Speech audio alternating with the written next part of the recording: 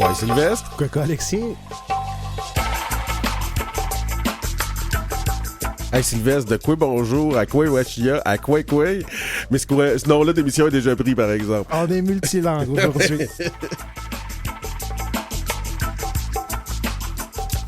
En deuxième partie d'émission, on va recevoir Michel Delaunay, donc un chercheur qui a écrit sur les Inuits connectés.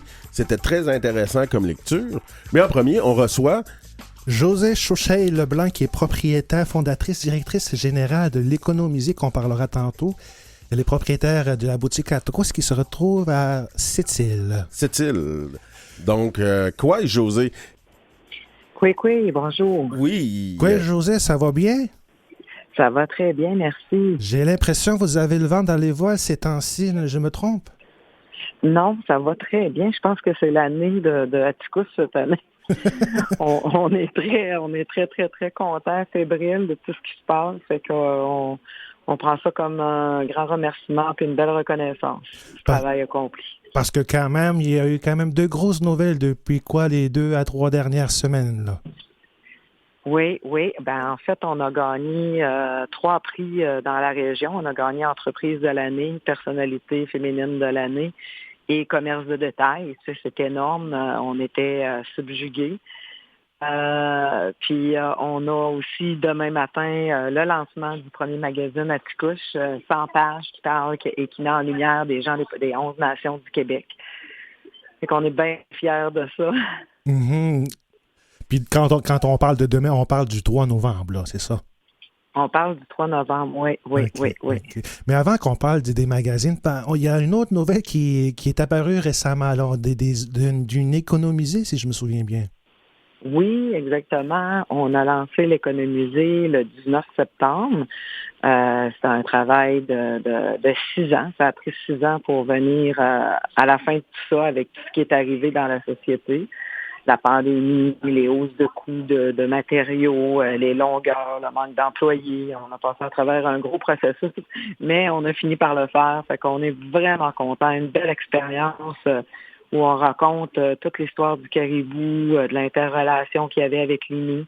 C'est une expérience multisensorielle en 3 langues, Innu, français, anglais. On a des odeurs, on peut goûter des choses. C'est vraiment là une expérience incroyable. L'Économusée s'appelle Maskisin. Oui. C'est quoi que ça veut dire pour nos auditeurs? Maskisin, c'est un vieux mot Innu qu'on se servait plus. C'est un mot qui se servait dans la forêt. Okay. Et c'est un anthropologue Innu qui m'a... Parce qu'on avait sorti un nom qui n'avait pas de bon sens, personne n'était capable de prononcer. Et lui m'a dit, écoute, moi j'ai un beau nom pour toi. Et c'est ça, c'est le monsieur qui travaillait chez Tchagapèche. Il m'a dit, Maskisin, c'est un nom que plus personne n'utilise. Ça serait le fun de le ramener à la vie. J'ai dit... C'est sûr que ça va être l'Économusée Maskisin. Puis c'est quoi que ça signifie? C'est mocassin. Mocassin, OK. Oui, mocassin, exactement. C'était ce que ça voulait dire, les chaussures qu'on portait à ce moment-là. En fait, on ne prononce pas le deuxième i, on dit Maskisin. Donc, c'est un nom qui est en lien déjà avec l'entreprise qui fait des bottes, qui fait des souliers. C'est poursuivre un peu dans cette lignée-là. Oui, puis dans l'Économusée aussi, on entend toute l'histoire du mocassin d'hier à aujourd'hui. Okay. On a plusieurs choses, on parle de plusieurs choses, des doublures, comment c'était fait autrefois, il y a plusieurs histoires. Aussi, les perlages, avant, c'était fait en piquant de porc-épic, puis en poil de caribou, poil d'orignal. Donc, coquillages, des petites brindilles, on explique toutes sortes de choses. Il y a plusieurs choses à découvrir. C'est super intéressant. Je vous invite vraiment, si vous venez à Ouachat, à prendre, c'est 1h15 environ pour faire le tour, là, juste pour l'expérience. Puis ces objets-là qu'on expose, c'est fait sur place? Oui. Il y a des objets qui sont faits sur place. Il y a des artefacts aussi. Il y a des objets qui ont été réalisés par des artistes sculpteurs. Et il y a des objets que vous pouvez aussi se faire. Vous voyez les artisans et artisanes travailler en direct là, quand vous êtes à l'intérieur de l'Économusée. Mm-hmm. Mais vous nous avez parlé que ça a pris quand même 6 ans de d'implanter ce oui. projet-là, ça représente quoi pour Atros d'avoir réussi à implanter une économusée qui est quand même une première au Canada, si je me souviens bien? Oui, c'est le premier économisé autochtone au Canada et au Québec. Écoute, c'est vraiment un grand accomplissement parce que quand ça a commencé, ce projet-là, c'était petit. Beaucoup, beaucoup plus petit que qu'est-ce que c'est aujourd'hui. Puis ça a évolué dans le temps. En même temps que l'entreprise, c'est une entreprise qui a évolué très rapidement. Ça fait 9 ans qu'on est on est ouvert, puis ça a évolué très rapidement, puis le projet d'économiser a aussi évolué dans le temps. Donc, on est arrivé avec un projet beaucoup plus gros que ça devait l'être. Et non, écoute, c'est la consécration. C'était le défi que j'avais, c'était de faire en sorte que cette entreprise-là perdure, même après mon passage sur la terre. Et c'était vraiment la façon de faire pour que tout le monde se l'approprie, puis que tous les artisans aient envie de venir travailler chez nous, puis aient envie de venir juste s'asseoir à la table. Et les artisans peuvent venir puis juste confectionner quelque chose chez nous. Donc, on va donner des cours aussi de comment fabriquer toutes sortes de choses. Là, on est au début, on est dans le rodage. Ensuite de ça, on va arriver aussi avec d'autres projets là, qui sont en cours. Si je comprends bien, c'est quelque chose qui est vivant dans son milieu. C'est pas juste quelque chose pour recevoir des touristes, cet économusée-là. Non. Ça s'adresse vraiment à tout le monde. Puis, dans un premier temps, je pense que les jeunes Inuits puissent connaître leur culture dans l'économusée, c'est déjà un gros plus. Mais qu'on puisse la partager aussi avec les touristes, c'est un deuxième plus. Et qu'on puisse ajouter des choses, puis en plus de redonner à la communauté en donnant des cours, en donnant des perfections, des perfectionnements à des artisans de la communauté. C'est d'apporter de la richesse aussi dans notre milieu. Donc, ça sert à beaucoup de choses, l'économiser. On a essayé d'en faire vraiment quelque chose de très polyvalent, puis que tout le monde pourrait en profiter. Là. Tu sais, c'est un économisé pour la région, je te dirais.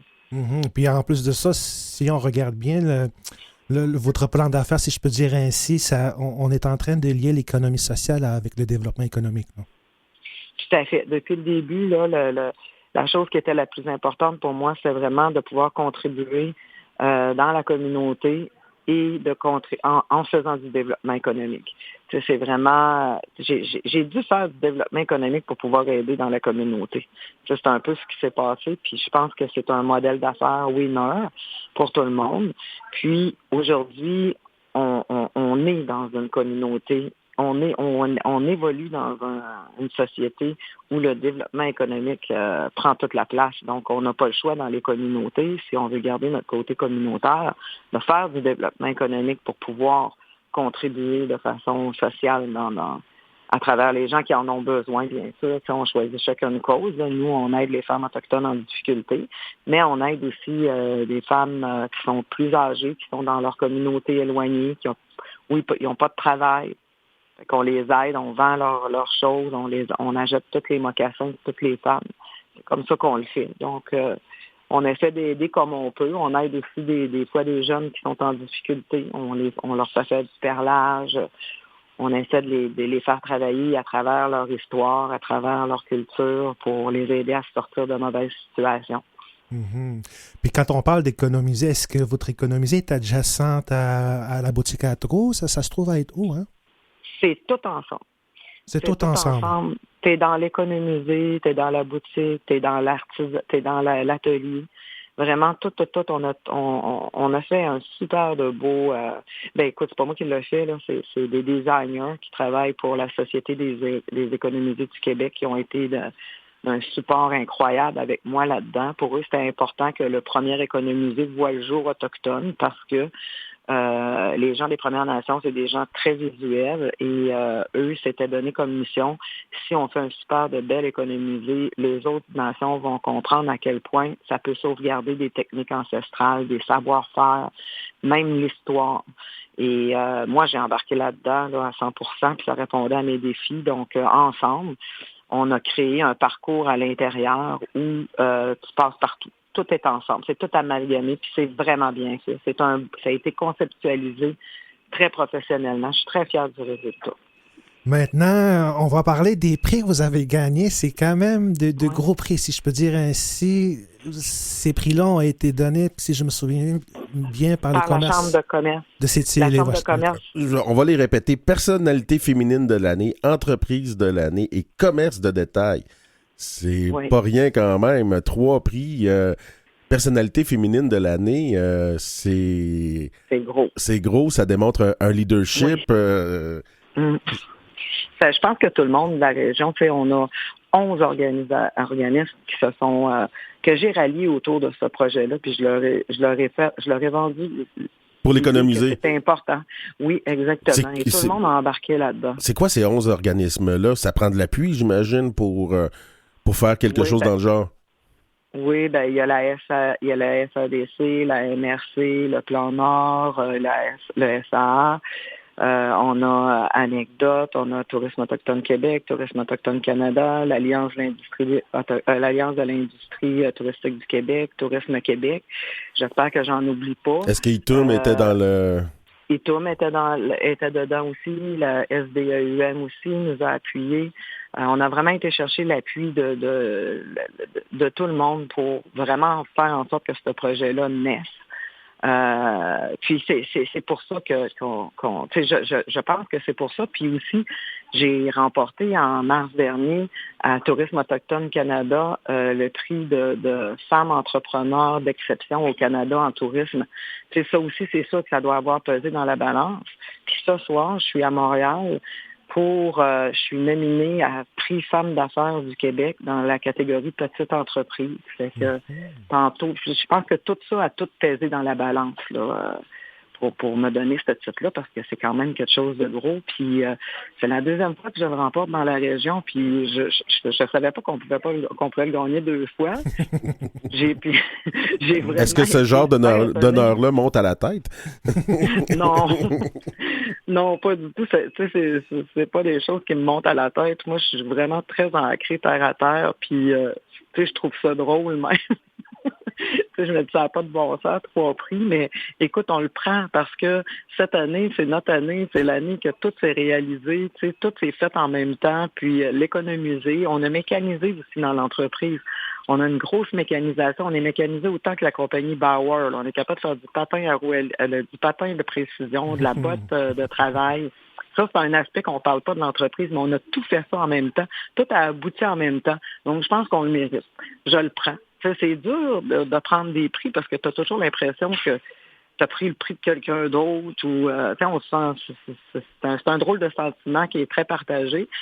Mais cette année, j'ai dit non, regarde, cette année, là, ça fait 6 ans qu'on travaille, que toute mon équipe travaille, puis qu'on y rêve, puis qu'on l'espère, puis qu'on a pensé le perdre à quelques fois, puis qu'on a fini par réussir. Donc, je pense que cette année, là il est mérité, nos prix. Ils sont mérités. Commerce de détail puis entreprise de l'année, j'imagine c'est un peu interrelié, ces 2 prix-là ensemble? C'est 2 prix différents, vraiment. C'est vraiment un commerce de détail. Ça aurait pu. En fait, entreprise de l'année puis personnalité de l'année, c'est pas des prix où tu as déposé pour pouvoir gagner ces prix-là. Tu sais pas. C'est le jury qui décide ensemble, à travers les gens qui ont été nominés dans les catégories. Puis commerce de détail, c'était dans une catégorie. Puis comme le prix ce soir dans lequel je suis nominée, c'est Desjardins Sécurité financière qui a déposé ma candidature parce que moi, je fais affaire avec eux depuis le début. Puis ils ont aussi participé dans l'économisé. Puis c'est eux qui ont décidé de déposer ma candidature. Puis au prix de Tourisme autochtone Canada aussi, c'est une entreprise touristique qui m'avait proposé. Mais pour le prix commerce de détail, c'est nous qui avions déposé notre candidature. Puis le prix commerce de détail récompense quoi pour le bénéfice de nos auditeurs? C'est l'excellence dans le service à la clientèle, puis la présentation de l'entreprise. On a fait une super de belle boutique. Je veux pas dénigrer ce que tous les autres ont fait dans la région, là, mais pour moi, c'est dans mon cœur à moi. Puis moi, ce que je pense, c'est la plus belle boutique de la région. On va prendre une petite pause musicale. Mais on a travaillé fort pour ça, là. On prend une petite pause musicale, puis on va parler d'un magazine aussi en revenant. Parfait.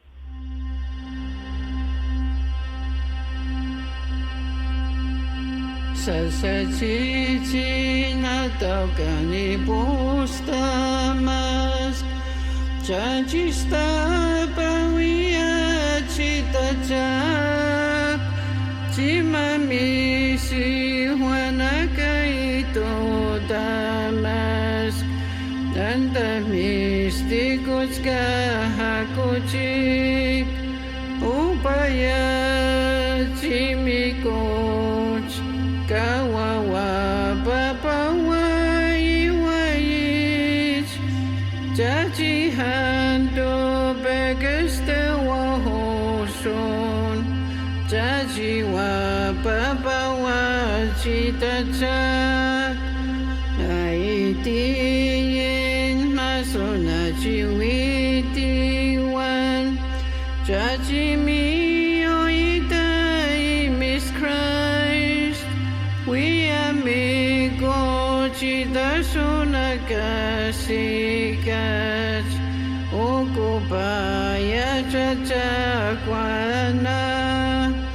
Upaya chimikoch Kawawa papawa iwait Chachi hando bagasta wahoson Chachi wa papawa chitachak Takusi chachi sasawa wapamis Katawa bisiwa chitachak Katahisi nakusuwa hispimich Chachi wichikuwa kaniwit Upaya chimikoch Kawawa papawa hiwait Chachi hando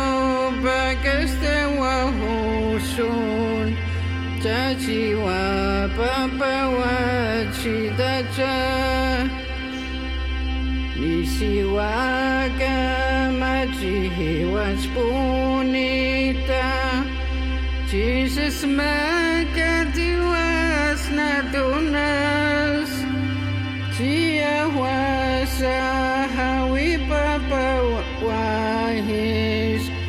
Omikwa chichipa winamas Upaya chimikot Kawawa papawa iwait Chachi hando begasta wahoson Chachi wa papawa chitachak Amen. Suzanne Nabina Kabou, artiste escapée, sa chanson plutôt s'appelle When Peace Like a River Attended My Way. On est de retour avec Josée Leblanc, propriétaire, fondatrice et directrice générale du premier économusée promouvant l'artisanat Innu et aussi donc propriétaire d'Atticus. Les bottes de l'espoir, les honneurs pleuvent sur l'entreprise, mais aussi sur vous. Et vous continuez quand même, vous assisez pas sur vos lauriers. Donc, on a parlé de tous les prix, puis la nomination aussi qui va avoir lieu que jeudi dernier, parce qu'on est diffusé samedi. Mais en même temps, on s'assied pas sur les lauriers, on fonde un économusée et on va encore plus loin. On veut lancer un premier magazine mettant de l'avant la richesse culturelle des Premières Nations, avec une section dédiée aux femmes autochtones. Parlez-nous un peu de ce projet-là. Oui, c'est un super de beau projet que j'ai vu depuis longtemps. En fait, suite à la pandémie, j'avais fait un petit magazine pour essayer j'avais commencé à faire des masques, moi, pour repartir mon entreprise. Puis là, je voulais commencer à faire nos produits, ramener mes employés. Fait que j'avais fait un petit magasin que j'avais envoyé stratégiquement dans des endroits. Ça avait vraiment bien marché. Puis on a pu ramener tous les employés, recommencer à fabriquer nos bottes, nos mitaines, nos sacs à main, nos chapeaux. Et j'ai resté avec ça, puis j'ai dit non, il y a quelque chose là, il faut que je travaille ça, mais j'avais tellement de travail avec l'économisé, là. Tu sais, écoute, moi, je travaille 7 jours par semaine, ça fait quelques années, là. Donc, j'avais pas le temps. Mais l'idée était là. Et cet été, comme j'avais beaucoup plus de temps, ça a été l'année la plus chargée de ma vie. J'ai décidé de mettre mon projet en branle. Je pouvais plus attendre. Fait que j'ai travaillé ça a pris 3 mois et demi pour monter le projet, mais on a travaillé, on était 4 personnes à temps plein.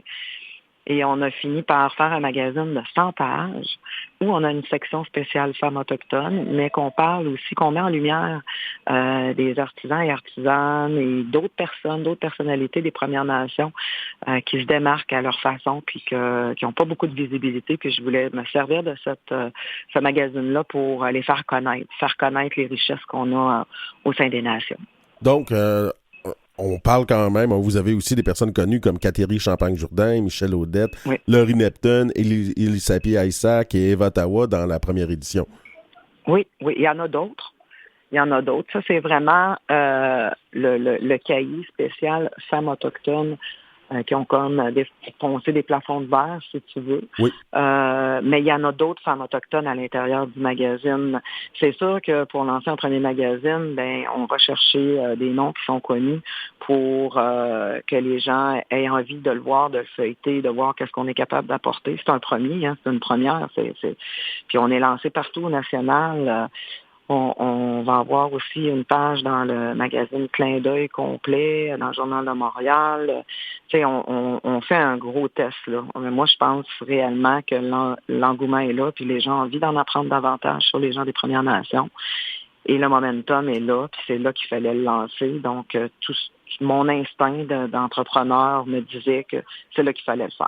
Aidez-moi un peu à démêler, parce que je sais qu'en 2020, vous aviez déjà des magazines, mais spécifiquement pour la boutique à Trousse. Là, c'est un lancement du même magazine, mais qui est revampé, c'est ça? En fait, le premier magazine, c'était juste, on avait fait ça, c'était comme un test pour essayer d'arrêter de faire les masques et sortir de la pandémie. Mm-hmm. On n'a pas refait de magazine, mais c'était vraiment juste pour les produits Atticus. Là, présentement, oui, on va voir les produits Atticus à l'intérieur, mais on va mettre en lumière plein de gens des Premières Nations aussi, des actions. On parlera pas de politique, c'est un projet à politiser. On veut vraiment démontrer des belles actions. On parle, c'est comme je vais vous dire, on parle d'Alexandra Ambroise qui a parti de la maison Napendré à Montréal. Mm-hmm. On parle de plein d'autres personnalités. On parle d'une femme qui fait de la cuisine. On parle d'une femme qui fait de la pêche à la mouche. On a nos coups de cœur de cinématographique par une actrice. On parle des coups de cœur de lecture par une femme qui écrit. Tu sais, je me suis rassemblée plein de gens, des belles personnes de qualité pour faire de ce premier magazine-là un succès. C'est ce que j'espère que ça va être. Et c'est demain qui va être le lancement, demain à 11h dans le Vieux-Montréal. Fait qu'on se croise les doigts. Et dans la première couverture, on peut apercevoir une danseuse de powwow. On aperçoit une danseuse de powwow. Cette jeune femme-là, c'est une jeune femme qui travaille chez nous.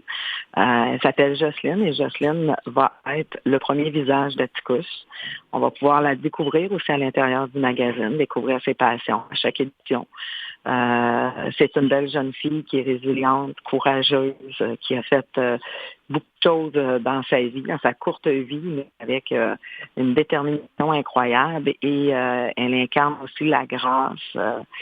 Et c'est pour ça qu'on l'a choisie. Puis elle représente l'espoir, qu'il y a de l'espoir, que tout le monde peut s'en sortir en travaillant, puis en mettant les efforts qu'il faut, en étant persévérant. Donc, c'est pour ça qu'on l'a choisi pour devenir le visage d'Atticus. Donc, c'est toujours Jocelyne que vous allez voir sur la première page couverture, mais différemment. Et Atticus, ça va être un magazine qui va être disponible seulement en version papier, en ligne. Comment nos auditeurs qui seraient intéressés à pouvoir lire ce magazine-là pourraient y accéder?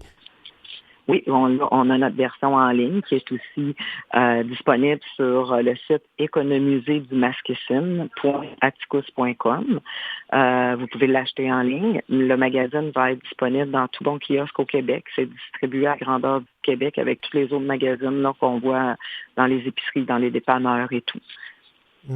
Puis les boutiques rétro, ça se trouve à être à Québec aussi, je crois. Hein? À Montréal aussi? Non, à Québec. À Québec, pas à Québec. À Québec, on a fermé. OK. On a fermé suite à la pandémie à cause de... Bon, tout a changé dans le Vieux-Québec. C'est plus la même chose. Les gens n'étaient plus au rang... Ben, pas les gens, les touristes, parce que c'était vraiment une boutique qui était axée sur le tourisme. Des petites choses pas pesantes, des gens qui faisaient des croisières. C'était vraiment ça nos clients, notre clientèle. Mais là, ça a complètement changé. Puis nous, ben là, on s'est spécialisé dans les bottes, dans les vêtements, pas vêtements, mais sacs à main, tous les accessoires. C'est des grosses boîtes, il n'y a pas de stationnement. Fait que ça devenait moins pertinent pour nous d'être dans le Vieux-Québec. Fait qu'on a décidé de vendre. C'est une décision d'affaires parce que ce que j'ai décidé de faire, c'est de mettre ces sous-là dans un magasin automatisé, dans une boutique automatisée qui va être à l'aéroport de Québec au mois de novembre. Ah, donc c'est le prochain projet pour Atticus. Oui, c'est pratiquement fini. Là. Okay. Au mois de novembre, dans quelques jours. Donc, vous êtes fascinante, madame. Directrice générale, directrice d'entreprise, directrice de boutique, fondatrice, rédactrice de magazine. C'est quoi la prochaine étape? Ben, je pense que là, on va continuer à développer des produits. Nous, on est en train de développer des produits divers, de haut de gamme. Ça fait quand même 1 an et demi qu'on travaille là-dessus en même temps. Et ça va être lancé au courant à la fin de l'hiver. Ça va être vraiment la fin de l'hiver qu'on devrait tout lancer ça. On a développé des produits à haute qualité pour la chaleur, des hautes qualités thermiques. Et on voulait vraiment attendre d'avoir un produit qui allait se démarquer. On voulait avoir le produit le plus chaud au Canada. En terminant, comment on fait pour vous rejoindre? C'est atticus.com? C'est quoi l'adresse? Oui, exactement, atticus.com. Atticus.com, puis j'imagine que vous êtes sur les réseaux sociaux. On est sur les réseaux sociaux, Atticus aussi, et c'est ça va nous faire plaisir. Là, présentement, si vous allez sur économusée-du-masquicine.atticus.com, vous allez pouvoir voir la page couverture du magazine. Super. Et à partir du 9 novembre, ça va être disponible partout en kiosque et disponible en ligne. Léonie, merci Anna Benaki. Tsinishkamaton. Tsinishkamaton. Yamé. Bye.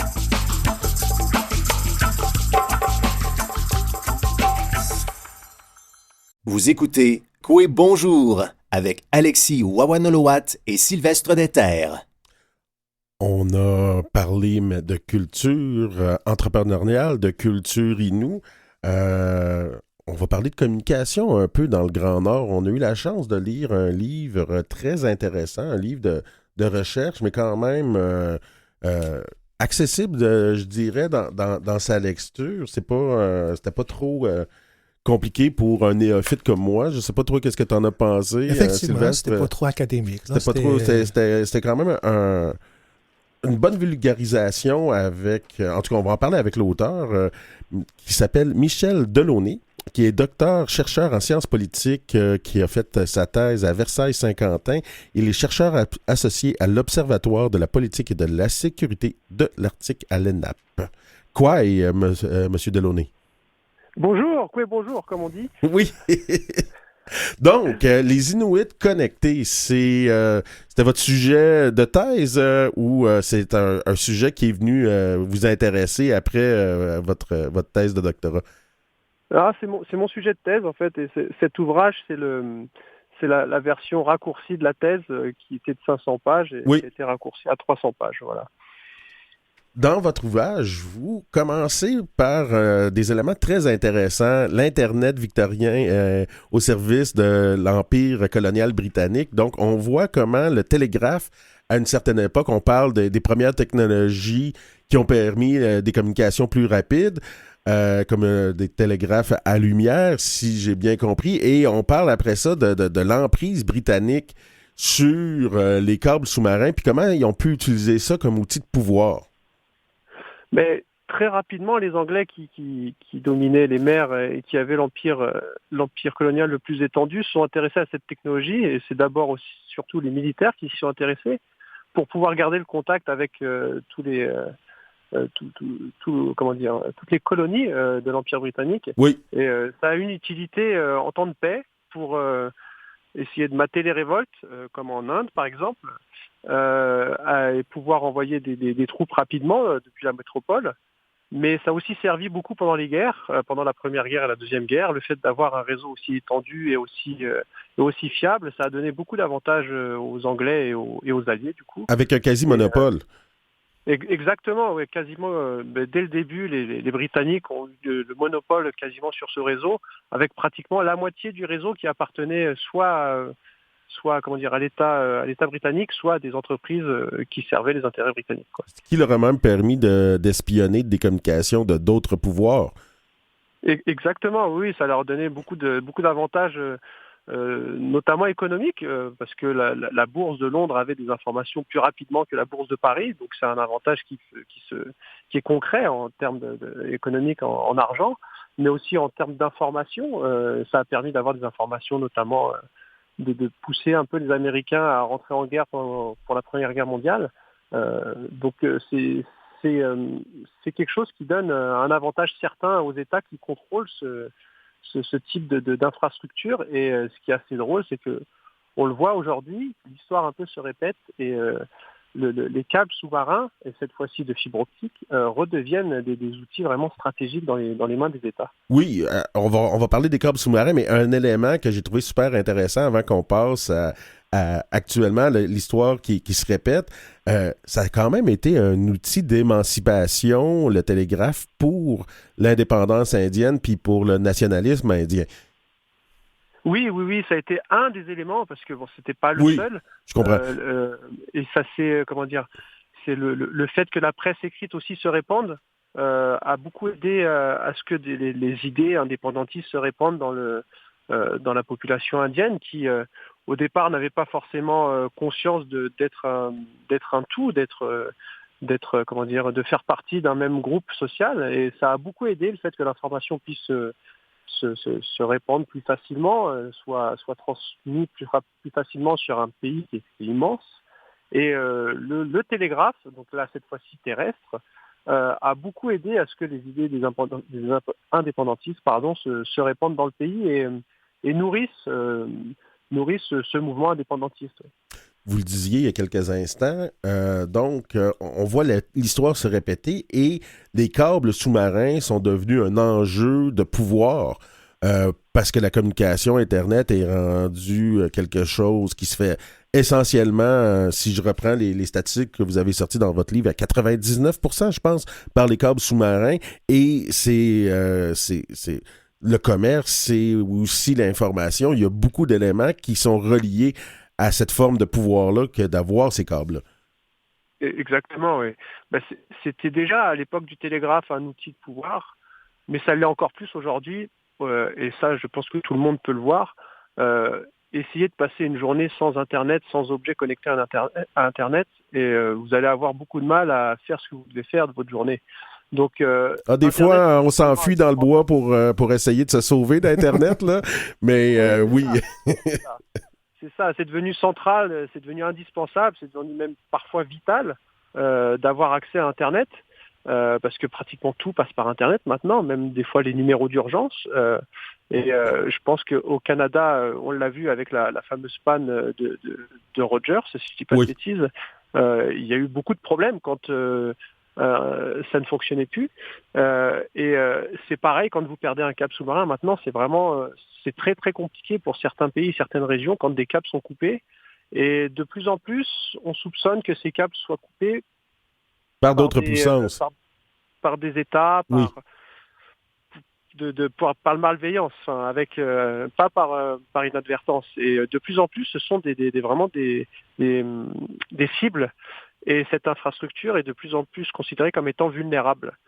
Petite anecdote personnelle, moi je suis un gars qui vient de l'Abitibi à Val-d'Or et je me souviens à un moment donné où il y a eu un accident et le câble de fibre optique a coupé. Il y a la voiture ou le camion avait rentré dans le poteau qui soutenait le câble et c'était le chaos en Abitibi. Plus d'Internet, des communications déficientes. À très, très petite échelle, on avait pu constater comment c'était rendu si essentiel. Juste un fil. Oui, c'est vrai, oui. Et puis, surtout dans des régions où, comme on dit dans le monde des télécommunications, il n'y a pas de redondance, c'est-à-dire il n'y a pas d'autres réseaux ou d'autres moyens de se connecter au réseau. Si on perd la connexion sur le seul câble disponible, ben, il n'y a plus aucune option et là, on est en blackout complet, quoi. Donc, dans votre livre, vous nous amenez à comprendre que grâce à ces outils de télécommunication-là, les individus peuvent être des nouveaux acteurs de puissance, puis que cette arrivée-là des télécommunications dans l'Arctique canadien a pu permettre certaines nouvelles opportunités aux habitants qui y sont. Oui, oui. Alors, c'est d'avoir accès à Internet grâce à cette infrastructure physique que sont les câbles sous-marins et aussi terrestres, et dans une certaine mesure le satellite, permettent aux individus de devenir, comme je le dis dans le livre, des acteurs de la scène des relations internationales, puisqu'ils ont le pouvoir d'amener au centre du débat des sujets qui peut-être n'étaient pas d'un grand intérêt pour certains médias, et d'avoir aussi l'opportunité de créer des groupes, de prendre conscience d'une certaine unité de certains groupes et de créer des mouvements sociaux, des révoltes aussi, ou d'autres types de rassemblements, et qui font que maintenant les individus, grâce aux réseaux sociaux, grâce à Internet et l'infrastructure qu'ils supportent, ont un pouvoir politique face aux autres grands acteurs de la scène des relations internationales, que sont les États, mais aussi les entreprises. Il y a beaucoup de mouvements qui se créent sur Internet contre des entreprises qui ont des pratiques très peu morales, et les individus s'érigent contre ça, et ça leur donne du pouvoir et un certain levier sur ces acteurs qui, quand on est seul, on a peut-être beaucoup moins d'opportunités de pouvoir les faire changer, faire changer leur comportement, mais quand on arrive à s'allier via les réseaux sociaux, notamment Twitter ou Facebook, ça donne beaucoup plus de poids. Et ça force ces acteurs-là à changer leur comportement. Mais est-ce qu'il y a quand même des limites par rapport à ces outils de puissance-là, notamment lorsqu'on les utilise via les réseaux sociaux? Alors, il y a toujours des limites, il y a toujours eu depuis le début.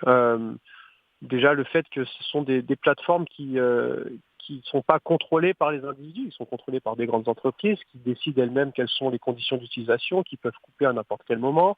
Des États peuvent couper l'accès à ces plateformes ou carrément à Internet complètement dès qu'il y a une révolte. On parle du printemps arabe nommément. Pardon? On parle du printemps arabe nommément? Ou du génocide au Myanmar? Oui. Alors le printemps arabe, il n'y a pas eu tant de coupures d'Internet, ça se faisait pas trop encore à l'époque, mais on le voit là aujourd'hui. Alors j'ai pas d'exemple là concret à vous donner, mais régulièrement, quand il y a des manifestations importantes ou dans certains pays, on va dire un peu autoritaires, on coupe facilement Internet sans aucun problème. Ouais, c'est une stratégie maintenant de brouiller les ondes pour empêcher les gens de communiquer ensemble. Exactement. Oui. Ça prouve bien à quel point Internet est devenu vraiment central dans les mouvements sociaux, dans les révoltes, et à quel point c'est facile de s'organiser grâce à Internet. C'est un outil, c'est pas la raison, comme on l'a présenté assez souvent dans les printemps arabes, on les a présentés comme des révolutions Facebook. Mais c'est plutôt des outils, plutôt que la cause de la révolution. De la révolte. Si on revient aux Inuits puis à la connexion dans le Nord, on peut questionner le choix du tout satellite, si je me trompe pas. Ça peut être questionné aujourd'hui. Alors c'est facile aussi peut-être pour moi de dire ça avec mon œil en 2023 et de critiquer, puisque le choix du satellite s'imposait un peu de lui-même à l'époque, puisqu'il n'était pas question de pouvoir poser des câbles dans le passage du Nord-Ouest. Le passage n'était pas libre de glace ou très peu pendant l'été. et la technologie des câbles sous-marins n'était peut-être pas encore très au point dans les années 60-70. Donc, le seul moyen d'apporter la connectivité et les télécommunications dans le Nord, c'était le satellite. Et en plus de ça, le Canada s'était lancé avec Télésat, une entreprise qui quand même a été créée par le Parlement canadien. On a décidé de miser sur le satellite et c'était la bonne option à l'époque. Mais ce qui peut être remis en question, c'est le fait d'avoir reconduit cette option-là d'année en année avec une vision à court terme et avec des financements qui au final sont plus importants que ce qu'on pourrait imaginer pour le câble sous-marin aujourd'hui, par exemple. Le câble sous-marin, vous en parliez un peu dans les premiers paragraphes. Il y a peut-être des projets d'avoir éventuellement des câbles sous-marins qui vont passer, entre autres, par le passage de nord-ouest. Est-ce que ça pourrait permettre en même temps de connecter les régions plus nord? Oui. Alors, ça fait quand même près de 20 ans maintenant qu'il y a des projets de câbles qui sont présentés, puis qui viennent pas à bout dans l'Arctique, que ce soit dans l'Arctique canadien, américain ou russe. Et aucun, pour l'instant, n'a vu le jour. Aucun projet transarctique, c'est-à-dire des projets qui traversent complètement l'Arctique, n'a vu le jour, parce que c'est des projets à au minimum $1 milliard. Donc c'est quand même des grosses sommes. Mais plusieurs projets sont en cours, notamment il y a le projet au Nunavut là, qui est en train d'être posé et dont 2 sections ont déjà été posées et une 3e bientôt qui va connecter les 14 communautés du Nunavut. Donc c'est déjà une grosse avancée pour ces communautés-là qui seront plus elles aussi uniquement dépendantes du satellite comme au Nunavut. Et au Nunavut, il y a plusieurs projets.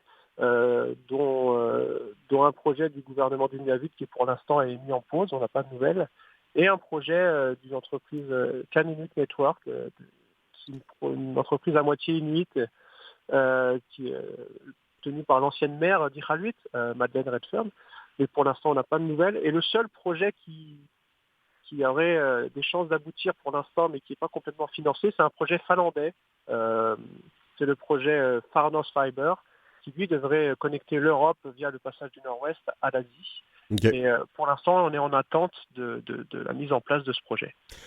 Parce que faut comprendre, si on livre au chapitre 7 et 8, c'est très important maintenant, Facebook, entre autres, pour la question des échanges commerciaux entre les individus à Iqaluit, pour la transmission des savoirs. C'est à quelque part le parvis de l'Église qu'on pouvait avoir il y a quelques années ici au Canada français. C'est ça, oui. Facebook, et depuis le tout début, ça a été pour les Inuits du Nunavut, mais pas que. On le voit aussi au Groenland, par exemple. C'est vraiment un outil central dans leur quotidien, et c'est une des applications qui fonctionne le mieux au vu du débit disponible dans le Nord via le satellite. Et c'est quelque chose qu'ils ont adopté très rapidement parce qu'ils en avaient l'usage, notamment, vous l'avez dit, pour les échanges commerciaux, pour vendre les produits issus de la chasse, mais aussi pour vendre des œuvres d'art, et puis faire vivre des artistes inuits, et puis faire vivre la culture inuite, tout bêtement, et s'ouvrir à des marchés extérieurs au Nunavut et au Canada. C'est aussi un moyen de partager la culture avec des groupes sur la chasse inuite qui regroupent des dizaines de milliers de personnes. Et quand on regarde le nombre d'habitants dans le Nord, c'est quand même assez énorme. Et c'est quand même un outil qui est vraiment central et ça c'est assez important, qui traverse les âges. C'est pas quelque chose d'une certaine génération, vous voyez, c'est pas un outil de la génération Y ou Z. Tout le monde l'utilise parce que tout le monde en a une utilité en fait. Oui, puis c'est quelque chose qu'on voit souvent dans les communautés autochtones. Moi-même, pour avoir beaucoup de clientèle autochtone, j'imagine, Sylvestre, un peu la même chose chez les Inuits. Messenger est un outil de communication peu coûteux, facile, fiable, qui permet justement de pouvoir rejoindre son monde sans trop dépenser aussi. C'est ça, oui. En tout cas, ça c'est sûr pour le Nunavut. Alors je suppose que ça l'est aussi ailleurs, comme vous me le dites. Ouais.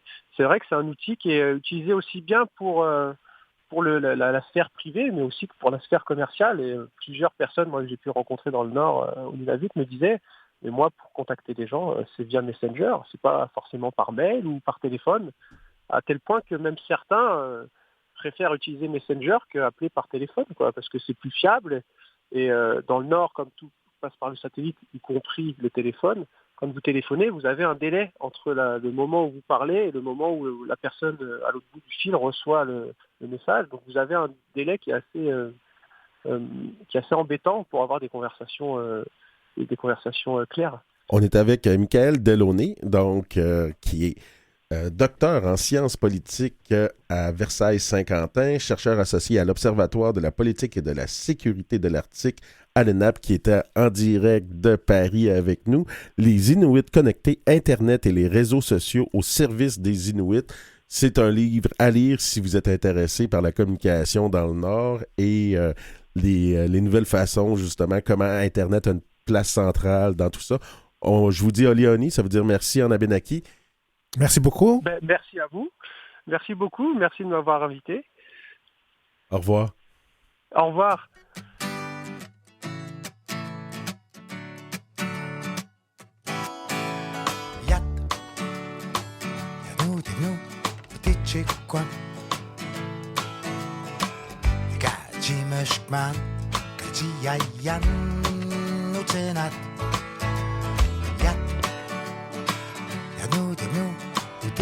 Qua ja due poi anni stere yan ne dum yan ja de no u de che qua che man u nishte man ja no de no u de che qua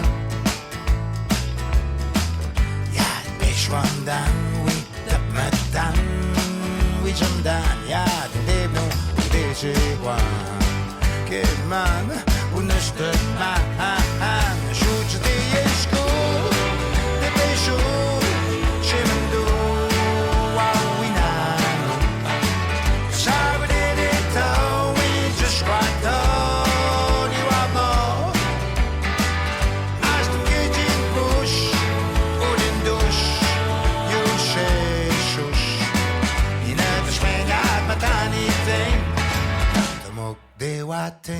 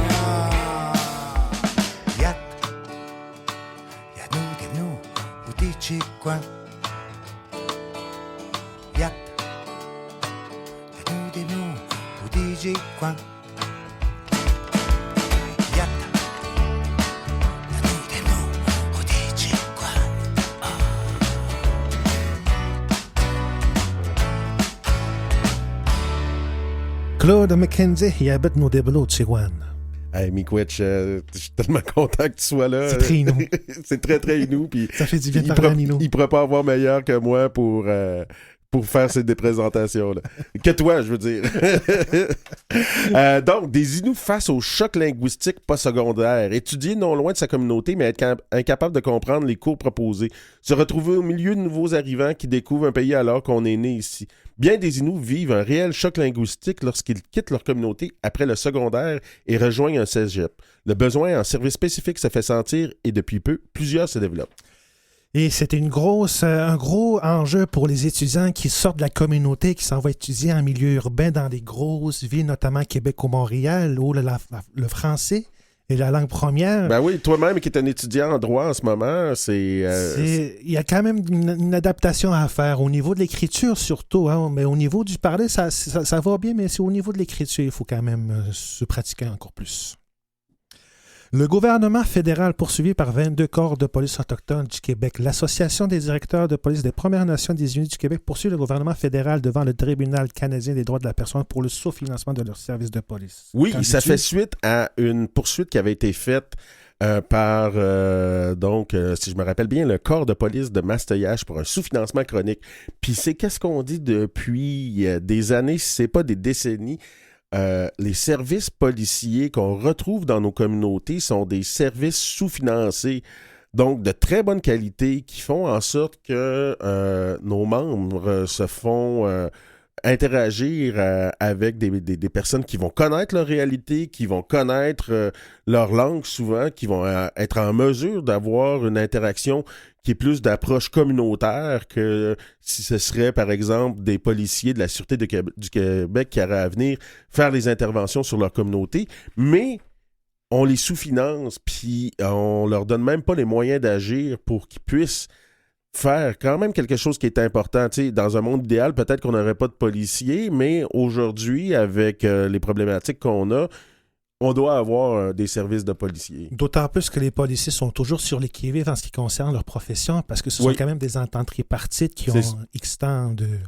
Oui, des ententes tripartites, donc communauté, Canada, Québec.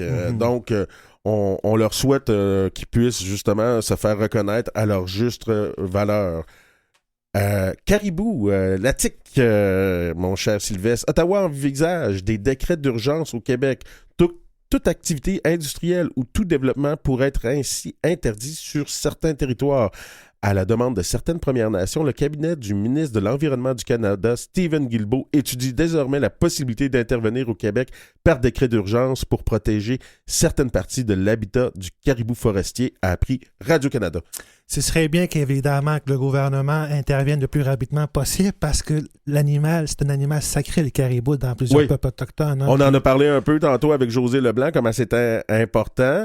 Dans ta culture, à Pessamit, j'imagine aussi qu'il faut aller de plus en plus loin pour aller trouver de la tique. Encore faut-il qu'on en trouve, mais l'exploitation forestière fait en sorte que là, l'habitat du caribou est en train de se faire manger de tout bord. Donc, difficulté ici du caribou pour s'en sortir, mettons.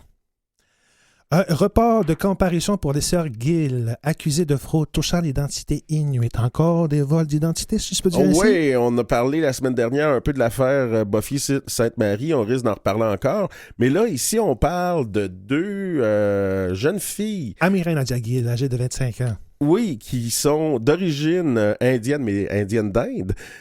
Qui auraient falsifié leurs documents, qui se seraient inventé une identité inuit pour pouvoir avoir accès à des bourses d'études. Donc, aujourd'hui, ils sont accusés de fraude. Peut-être que ça va faire réfléchir d'autres personnes qui voudraient utiliser le même procédé. Ouais. Fait que réfléchissez avant de réagir, chers amis. OK, cette minière veut faire les choses autrement avec les Autochtones. Les Autochtones n'ont pas l'habitude. Pourtant, certains d'entre eux s'accordent pour dire que Tongaat Metal tente de faire les choses respectueusement en les incluant dès le début du processus. C'est le cas pour l'un de leurs projets forts de l'entreprise à la jonction de plusieurs territoires autochtones et inuits dans le nord du Québec et à la frontière du Labrador. Oui, mais souvent aussi, ce qu'on rencontre dans les communautés autochtones, ce sont le manque de ressources pour consulter la population en général. Tu sais, ça fait que... Oui, puis on vient souvent soustraire de l'obligation constitutionnelle de l'État la responsabilité de consulter les populations. Fait que dans le fond, c'est un peu de la sous-traitance de responsabilité constitutionnelle envers les entreprises quand ça devrait être l'État du Québec qui fait ça. Et voilà, tout a été dit. Revégétalisation des sites miniers, les défis du Yukon. Non, excusez-moi, je me suis trompé. Les Autochtones sursollicités dans leur milieu de travail. Qu'en dis-tu de ça? Ouais, ben, on est souvent...